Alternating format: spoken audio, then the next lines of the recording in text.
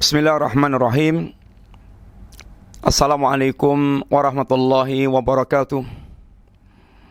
Innal hamdalillah wassalatu wassalamu ala Rasulillah wa ala alihi wa ashabihi wa mawalah wala haula wala quwata illa billah amma ba'du. Pemirsa, sering sekali kita ditekan-tekankan supaya kita menjadi ahli tauhid. Perhatikan tauhid. Jangan remehkan tauhid. Sesungguhnya apa sih arti pentingnya tauhid ini? Sudah kita jelaskan tentang makna tauhid, yaitu menjadikan Allah satu-satunya. Tunggal dalam hal rububiyah, tunggal dalam hal asma wa sifat, tunggal di dalam masalah uluhiyah. Tidak dikatakan ahli tauhid kecuali menyatukan tiga ini. Kalau hanya berkeyakinan tentang Allah saja, tapi tidak mentauhidkan Allah, menunggalkan dalam ibadah, maka tidak pula dikatakan ahli tauhid. Karena orang musyrik pun mereka juga mengakui Allah, juga beribadah kepada Allah, mereka punya haji, mereka punya doa, mereka punya puasa, mereka punya nadar, tapi mereka tidak mentauhidkan Allah Ta'ala, maka ibadahnya la yanfa, tidak bermanfaat. Sekarang apa sih arti pentingnya tauhid dalam kehidupan seorang muslim? Yang harus kita pahami. Arti pentingnya satu, bahwa tauhid itu adalah tujuan kita diciptakan Allah Ta'ala. Allah ciptakan kita itu bukan untuk menjadi menteri, presiden, pedagang, tentara, bukan menjadi konglomerat, itu boleh semuanya. Tapi yang harus kita pahami, silahkan jadi konglomerat, presiden, jenderal, tentara, segala macam, tetapi Anda harus ingat bahwa Anda adalah hamba Allah yang punya kewajiban bertauhid. Jangan sampai pengen jadi pejabat, pengen jadi penguasa, tapi malah musyrik untuk mendapatkan jabatan, kekuasaan, kekayaan, dan semisalnya itu. Ini seperti yang Allah tegaskan, wa ma khalaqtul jinna wal insa illa liya'budun. Tidaklah aku ciptakan jin dan manusia kecuali dalam rangka beribadah kepadaku, yang makna ya'buduni ay liwahiduni, kata Ibnu Abbas, supaya kita mentauhidkan Allah. Karena tidak setiap orang yang beribadah kepada Allah mereka mentauhidkan Allah. Orang musyrik itu beribadah kepada Allah, sholat ini berdoa, berhaji, talbiyah, tawaf, nazar, puasa, tapi mereka tidak mentauhidkan Allah Ta'ala. Muspro. Yang kedua, arti pentingnya tauhid, bahwa Allah Subhanahu wa Ta'ala ketika mengutus Nabi dan Rasul itu untuk urusan yang sangat besar. Untuk urusan yang sangat besar. Dan Nabi dan Rasul dari pertama sampai terakhir, mereka ini seruan dasarnya sama, yaitu seruan untuk mentauhidkan Allah Ta'ala. Walaqad ba'atsna fi kulli ummatin rasulan an ibudullaha wajtani buttaghut. Dan telah kami utus setiap umat itu seorang rasul. Dan setiap rasul itu seruannya adalah sembahlah Allah, dan sembahlah Allah dan jauhilah tauhid. Ini perintah untuk mentauhidkan Allah Ta'ala.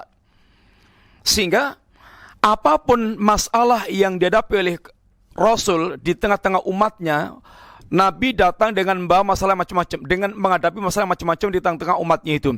Ada yang menghadapi model seperti Qarun, Fir'aun, Namrud. Ada yang menghadapi seperti Qarun, seperti modelnya Abu Jahal, kaumnya Nabi Lut, kemudian kaumnya Nabi Nuh. Mereka masalahnya beda-beda. Masalahnya macam-macam. Tetapi tidak ada satupun Nabi dan Rasul kecuali mengawali dakwahnya dari tauhid. Karena kedatangan Nabi dan Rasul itu datang untuk melakukan perbaikan di tengah-tengah manusia. Dan tauhid itu adalah asas dasar perbaikan. Sehingga kunci jawaban kerusakan manusia itu seperti ucapan Nabi Allah Nuh, malakum la tarjuna lillahi waqara, kalian memang benar-benar tidak mengagungkan Allah Ta'ala. Tidaklah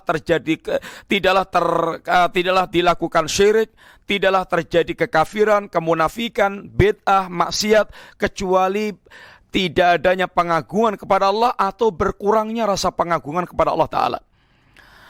Yang ketiga, arti pentingnya tauhid itu, Allah turunkan kitab kepada para nabi dan kepada para rasul kitab ini isinya adalah seruan dari awal sampai akhir, ajakan untuk mentauhidkan Allah Ta'ala.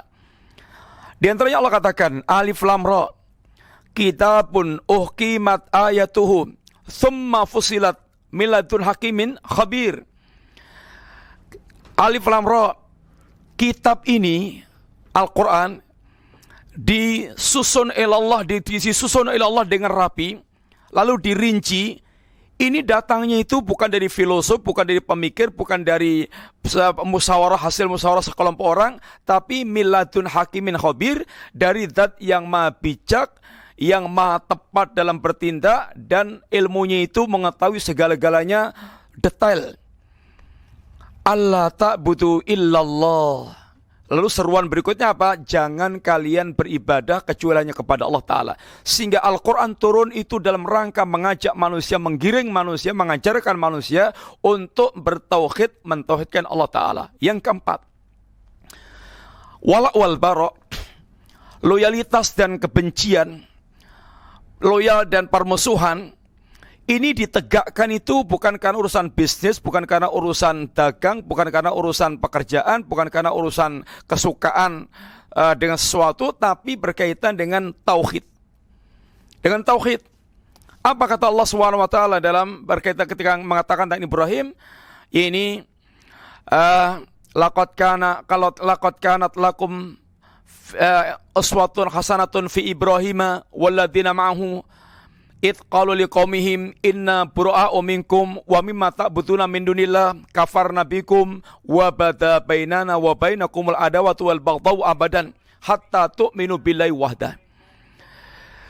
Dikatakan bahwasanya Allah katakan, sungguh telah ada contoh yang terbaik bagi kalian pada pribadi Nabiullah Ibrahim dan para nabi yang bersama beliau ketika menegaskan para kaumnya bahwasanya kami berlepas diri dari kalian.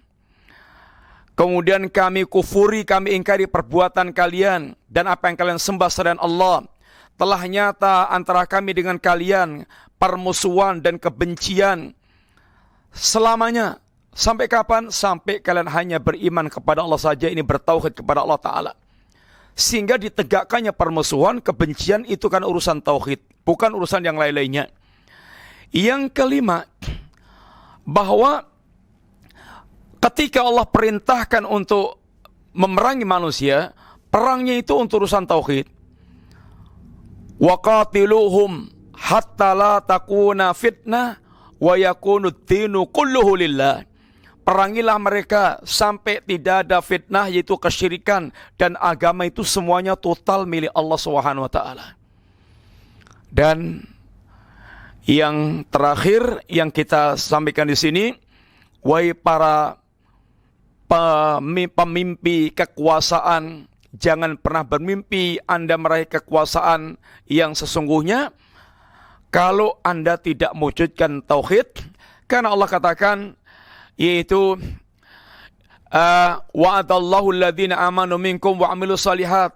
Allah berjanji kepada orang mukmin dan beramal saleh, la yastakhlifannahum fil ardi kama stakhlafal ladzina min qablikum min qablihim.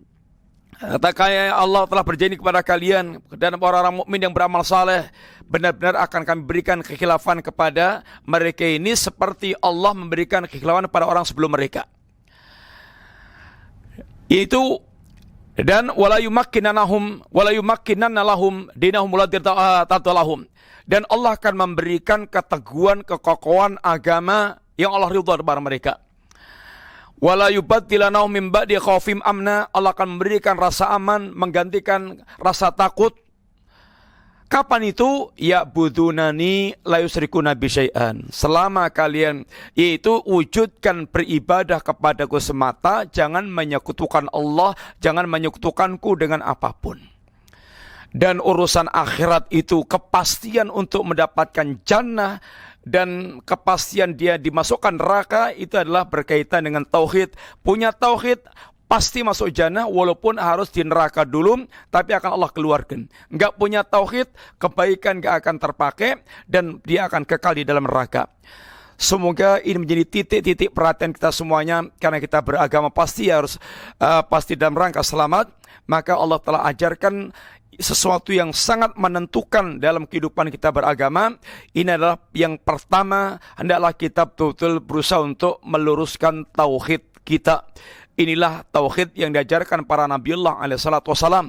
Semoga Allah memberkahi kita semuanya dan memberikan rezeki tauhid, pemahaman yang lurus. Semoga Allah menyelamatkan kita sampai kita menghadap Allah sebagai seorang muslim yang bertauhid.